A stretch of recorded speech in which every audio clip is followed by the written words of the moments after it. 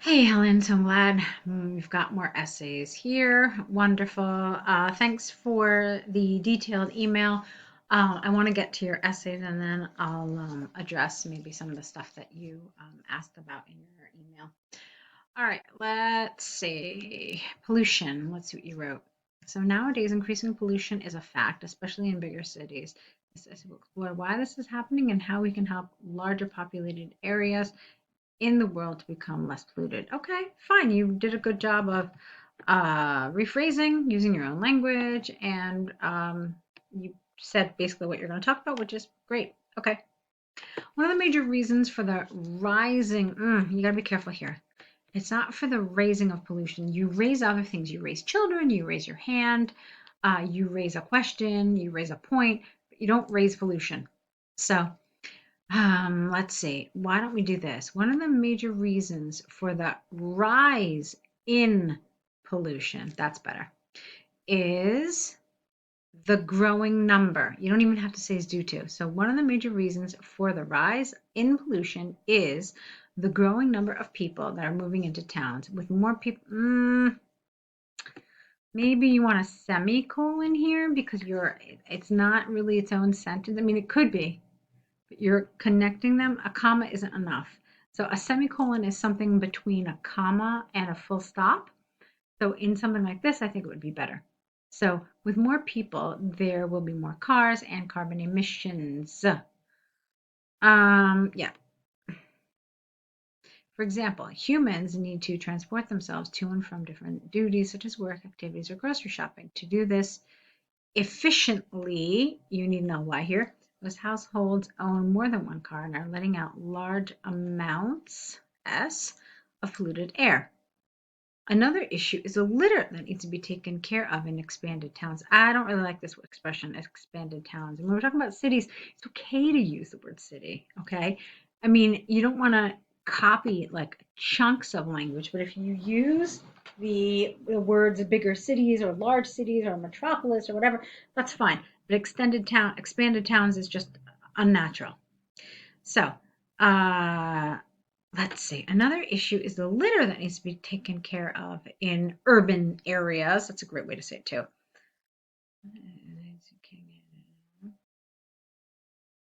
What happened to your grammar here? Let me do it one more time. Another issue is the litter that needs to be taken care of in urban areas. More inhabitants, there will be more litter. Okay, there's something happening with the grammar. So again, you could have put a semicolon here. So you could have said something like, with more inhabitants, S, there will be more litter, and that would have been fine. But yeah, definitely a semicolon here too. Some garbage is recyclable, but most needs to get burned, and through that process, there's a high amount of polluted air coming out. Therefore, therefore, the increasing number of people is the fact of more cars and litter in our polluted cities. All right, it's still awkward. Uh, let's see. How can we have done it a little better? Therefore, the increasing number of people leads to more cars and litter in our polluted cities. How about we do it like that? Okay? All right, let's move on. There are several things that can be done to help the polluted environment in the cities. Firstly, the government can raise the tax for car owners, S, with higher You see, again, you can't just use a comma like this. It's like you have two totally different sentences. So it really needs either a full stop and then a new sentence, but like a full sentence, or you can do something like this again with a semicolon. All right, so let's try it again. Firstly, the government can raise the tax for car owners. Full stop. With higher taxes, ES, comma, people will consider reducing. You don't have to say the ownership of cars, which is kind of clunky. You could say will consider reducing car ownership since it will be too expensive. You need a double O here, and fewer cars will be driven. All right, now here you're missing a subject. Okay, so you either need a subject or you need to make it a passive voice sentence. So you could have said, secondly, public transportation should be promoted. This probably makes more sense because we don't know who is doing the promotion, or maybe we just don't care. Presumably, it's the government, but since you might want to avoid saying the government again, the passive voice is your best friend here. So, secondly, public transportation should be promoted. For instance, extending an ing here, because then that makes this the subject of your sentence. Extending the timetable of trains and buses will lead to convenience and comfort that will make travelers prefer the local transportation instead of cars. Did you see all the things I took out and changed? Okay, that's what you need to do to make this work grammatically. Hence, increasing tax on cars and better schedules for public transportation is a great start to solve the increasing polluted areas. All right, that's a little strange. Is a great start to how about solve pollution? All right, it's cleaner, it's more accurate, it makes more sense. Okay.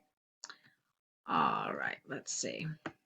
So, in conclusion, from the reasons and solutions given, there, comma, here, there are many things that can be taken into consideration when it comes to larger cities and their growing amount of polluted air. Okay, so your task achievement here was good. I'm glad that you kind of, you relaxed and you just kind of went with it when you wrote this. I think you said something like that in your email. I could tell you developed it quite well. So the development part of this essay was good. There were things of awkwardness, there were mistakes, and so that's where I want you to be careful. That's where I want you to focus on fixing some of your accuracy, okay? Because yeah, there are problems with it. It felt nice and fully developed. I know you wrote something in your email about your previous, something I said about your previous set. To be totally honest with you, I really don't remember the essay. I know it's been a few days since you wrote it, so I can't really recall it. I think you just needed something to wrap up the paragraph. Like it could have been either one. It could have been with like a nice conclusive sentence, or you could have gone a step further and just developed it. I mean, I'll leave that up to you. But that's what I wanted to address. Okay. I want to see what else you wrote, but before I do that, let's go to your task one, car sales. Yeah, okay. You said something about the car sales, something about whether you should include all the numbers. The answer is absolutely not. Um, Okay, so I don't know if you noticed this, but there's actually 36 pieces of information here. You most certainly should not mention all of them. So what I want to do is I want to look at what you actually wrote, and then, if I feel like I need to tell you what you could have done to it, then I'll tell you. Let's see what you said. Bar chart describes the number of cars that were the numbers that were sold of the brand Ford, Audi, and BMW in 9 different European countries in 2018. Overall, the highest number of sold cars was, because it's highest number. See, here you wrote numbers were. Highest number of sold cars was in France, while Belgium, let's see, had the least because it had the least cars sold. Does that make sense? So had would have been a good word here. The most chosen car was BMW in all countries. Fine. Regarding BMW, the countries that sold more than 100,000 were France, Germany, Ireland, and Hungary with almost da, da, da, da. All right, you should have put zeros here. So they all sold. Okay, fine. All right, here you need something else. You need this was followed by UK, Holland, and Italy with around 90,000 each. The country that sold the least was Belgium with as little as just 2,000 sold cars. Okay, it's fine. I personally would have done this with a lot less detail. I'll tell you how when we're done, okay? looking at the numbers of Ford and Audi were France, Ireland, Hungary, and Italy. I don't know what's happening with your grammar here. You wrote were, which made no sense, and then this did sell the equally number of cars of both brands. All right, so that's awkward. I'm not really sure what you're trying to say. I think you're saying that in those countries, Ford and Audi sold the same number. Meanwhile, in the UK and Holland, a larger number of sold cars, 100 and 120,000, were Fords, and about just 10,000 and 20,000 were of the Audi brand. Germany did sell as many Audis as BMW, and only 2,000 Fords. Get rid of the A. Whereas Belgium were the country, I don't know what's going on here, it was. Whereas Belgium was the country that sold the least cars, also the least of Audi and BMW, and the favor of cars that was counted for were Ford with 80,000 sold ones. I don't understand this last sentence, Helen. I'm really sorry. I would love to tell you I did, but I'm afraid I don't. So for me, there are a handful of things happening. You got too caught up in the details. Now, I told you there were 36 pieces of information. Let me tell you what I mean. You were looking just at the individual car brands, but look at the way this task is organized. It's a stacked bar chart. So when you look at Hungary, you see that Hungary reaches almost 400,000. Why is it like this? Because they're showing us, they want us to be concerned with that total number.